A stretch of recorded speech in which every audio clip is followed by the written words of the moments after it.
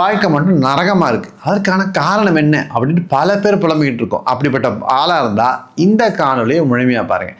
நான் இன்னைக்கு ஒரு கதையை பார்க்க போகிறோம். இந்த கதை ஓஷோ அவர்கள் சொன்ன கதை.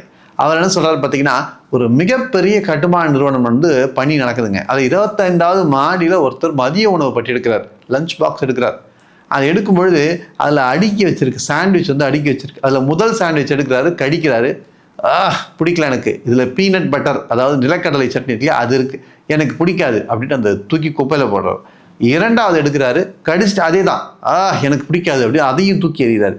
3வதாக இருக்கிற சாண்ட்விச் எடுக்கிறாரு, அதை மட்டும் சாப்பிட்றாரு. 4வது ஒரு சாண்ட்விச் எடுக்கிறாரு, இதுலேயும் பீனட் பட்டர் எனக்கு பிடிக்காதுன்னு தூக்கி குப்பையில் எழுதாரு. இதை பக்கத்தில் ஒரு நண்பர் பார்த்துக்கிட்டே இருந்தார். என்னையா பண்ணுற, உனக்கு கல்யாணம் ஆகி எத்தனை வருஷம் தான் ஆகுது, உன்னுடைய பொண்டாட்டிக்கு இது கூட தெரியாதா, உனக்கு பீனட் பட்டர் பிடிக்காத விஷயம் தெரிஞ்சுமா இப்படி செய்கிறாங்க அப்படின்னாரு.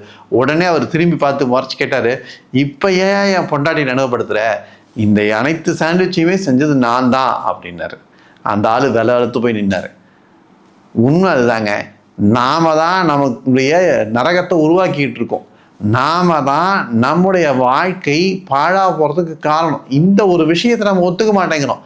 அடுத்தவன் இப்படி பண்ணிட்டான், இவன் இப்படி பண்ணிட்டான், என்னுடைய வாழ்க்கையில் இந்த சூழ்நிலை எனக்கு இப்படிப்பட்ட வாழ்க்கை அமையறதுக்கு காரணம் கடவுள் தான், விதி தான், ஏகப்பட்ட விஷயங்களை போட்டு குழப்பிட்டு இருக்கோம். ஆனால் உண்மையிலேயே அந்த சார்ஜ் எடுக்கக்கூடிய பொறுப்பு நம்ம கையில் தான் இருக்குது.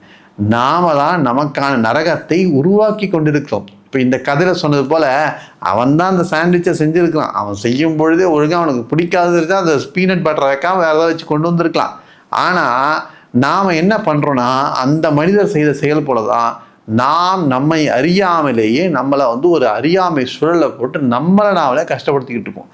அப்படி கஷ்டப்படுத்திக்கிட்டு எனக்கு இதனால தான் அதனால தான் இது மற்றவங்களை பழி சொல்லிக்கிட்டு இருக்கோம்.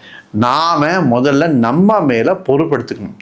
இந்த கஷ்டங்கள்லாம் வருதா, சரி இதை எப்படி நம்ம சமாளிக்கிறது, இந்த கஷ்டங்கள்ன்றது நம்ம பார்க்கணுமே தவிர இந்த பொறுப்பை தட்டி கழிக்கிறதோ அல்லது இதுக்கெல்லாம் நான் காரணம் இல்லை நம்ம கண்ணை முடிக்கிறதோ நிச்சயமாக ஒரு மிகச்சிறந்த ஒரு விடையாக அமையாது. இந்த வாழ்க்கையை நரகமாக மாற்றுறது நாம தான் ஒரு விழிப்புணர்வு இருக்கணும். நாம் நம்மளை புரிஞ்சிக்க ஆரம்பிச்சிட்டோம்னாலே இப்படிப்பட்ட இந்த பிரச்சனைகள்லாம் நம்ம வெளியே வரலாம். நிச்சயமாக நாம் அமைதியான வாழ்க்கையை வாழ முடியும். ஆக யார் மீதும் பழியை போய் செலுத்தாதீங்க. உங்கள் வாழ்க்கை கஷ்டமாக இருக்குன்னா அதற்கான காரணம் உங்கள் சுற்றி இருக்கவங்க மேலே சொன்னீங்க அப்படின்னா நீங்கள் இன்னும் வளரலான்னு அர்த்தம். நீங்கள் உங்களை ஆராய்ந்து பாருங்கள். அந்த சூழ்நிலையிலேருந்து உங்களால் வெளியே வர முடியுமா, அல்லது அந்த சூழ்நிலையை ஒரு வெளிமனிதரை போல் உங்களால் பார்க்க முடியுமான்ற ஒரு விழிப்புணர்வோடு பார்க்க முடியுமான்னு ஒரு எண்ணத்தை எழுப்பி பாருங்கள். அப்படி பார்த்தோம் அப்படின்னா நிச்சயமாக அதுவே ஒரு விடையை தரும். ஆக இந்த வாழ்க்கை நரகமாக இருப்பதற்கு காரணம் நம்முடைய செயல்கள் தானே தவிர நாம் வினை காரணமாகவோ அல்லது என்னுடைய பழைய விஷயங்கள் காரணமாகவோ அல்லது என்னுடைய உறவினர்கள் காரணமாகவோ அல்லது கடவுள் காரணமாகவோ அல்லது எந்த காரணத்தை சொல்லி நாம் இந்த தப்பிக்கக்கூடிய முயற்சியில் ஈடுபடக்கூடாது.